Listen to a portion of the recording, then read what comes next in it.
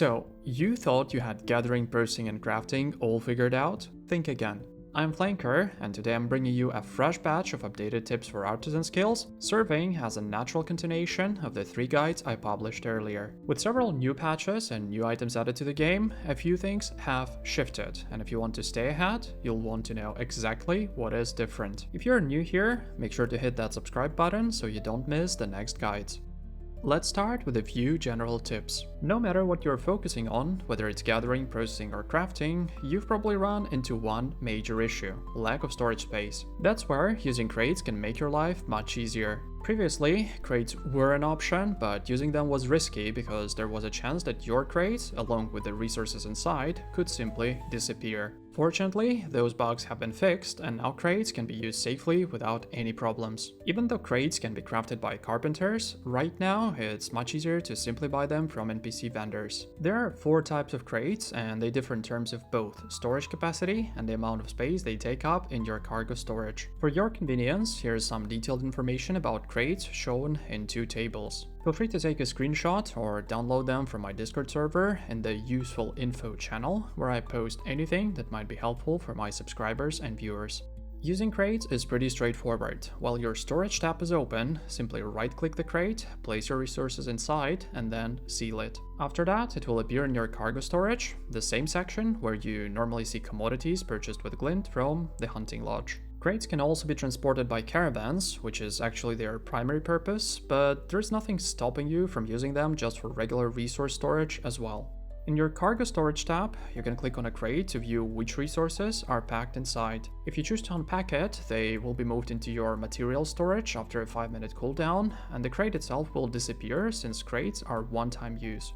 A few things to keep in mind when using crates. Small crates, for example, are 3x3 in size and aren't ideal for storing stones or ores, as you can only fit a single stack inside. Larger crates allow you to store more materials overall and use your cargo storage slots more efficiently, but they are more expensive. Also, in some situations, using large crates might not be very convenient. For example, if you only need to grab a single stack of resources. Overall, don't worry if this system feels a little overwhelming at first. You'll get used to it pretty quickly once you start using it yourself. Next, after one of the upcoming patches, processing recipes will allow mixing resources of different rarities. On top of that, after the gear and stats overhaul, consumables will have a much greater impact on the overall power of your character. Finally, according to Steven, the vendor overhaul is expected on May 1st, and as a result, many items will no longer be available for purchase from vendors, shifting more demand toward crafters. I'm almost certain that a lot of consumables will be removed from vendor inventories as a part of this change. Considering all these factors, I guess it's a pretty safe assumption that artisan skills like cooking, farming, alchemy, and scribing are going to become much more relevant and in demand moving forward. If you're focused on power leveling a specific gathering skill, you'll usually end up farming a large amount of tier 1 resources. This process can easily be combined with completing buy orders and nodes to earn node currency at the same time. Alternatively, even if you don't need the currency, it still makes sense to sell the farm resources directly in the nodes where they are needed for fulfilling those buy orders. And of course, nothing stops you from simply storing the resources in crates for future use.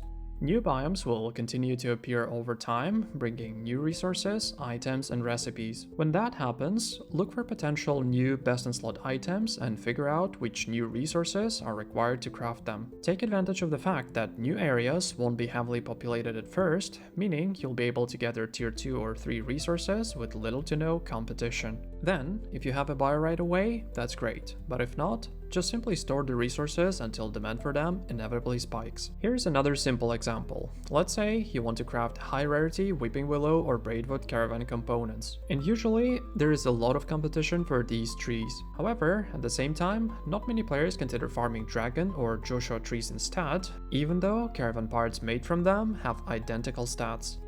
If you have spent some time hunting, you probably know that there are 2 types of huntable creatures, those with static respawns and those with chance-based respawns. However, what some players don't realize is that the spawn chance for huntable animals can vary depending on the spot. If you open the interactive map on Ash's Codex and look in the top left corner, you'll be able to see the spawn chances for huntable creatures across different locations.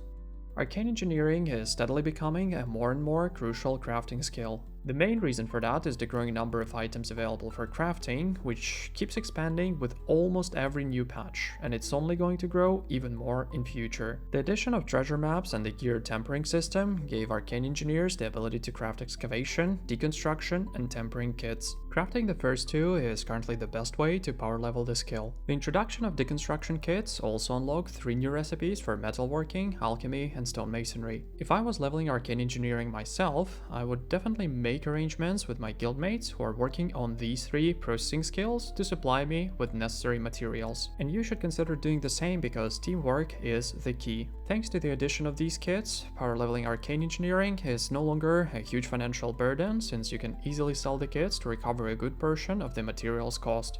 Also, after one of the recent patches, trophies were introduced into the game. They can be used to earn guild XP, and yes, arcane engineers craft those too. The treasure hunting system has also become a bit more complex. Now, restoring faded maps requires new components, and guess who crafts them? Exactly.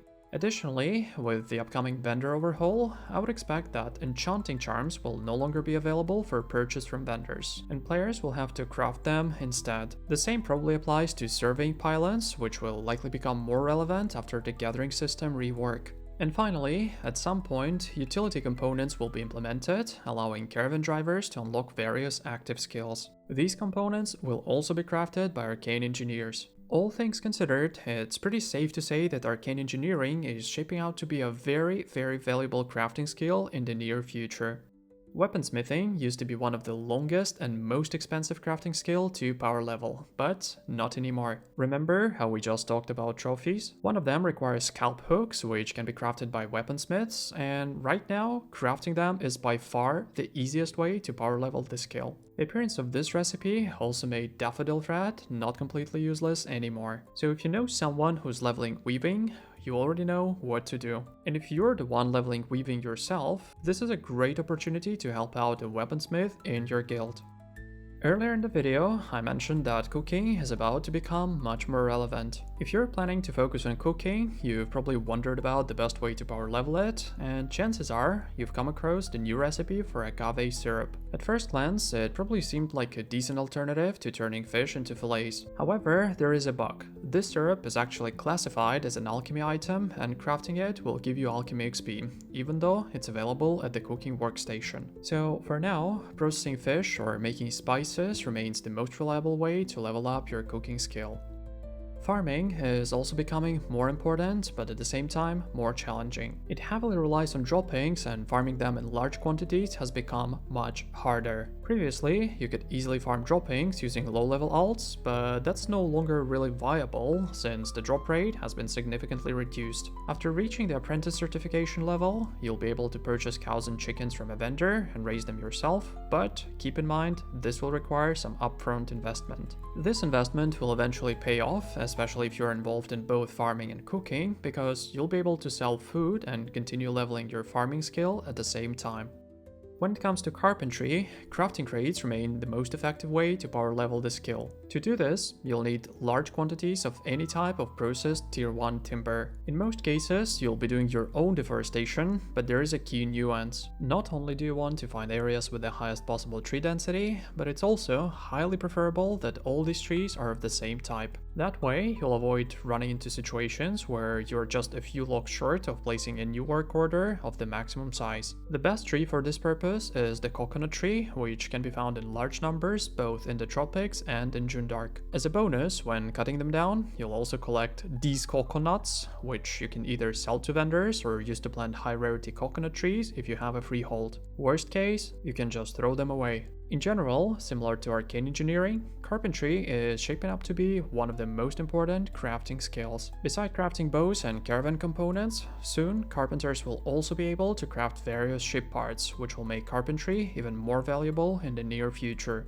If you learned something new after watching this video, drop a like and consider subscribing because more guides are on the way. I am Flanker, and I'll see you soon.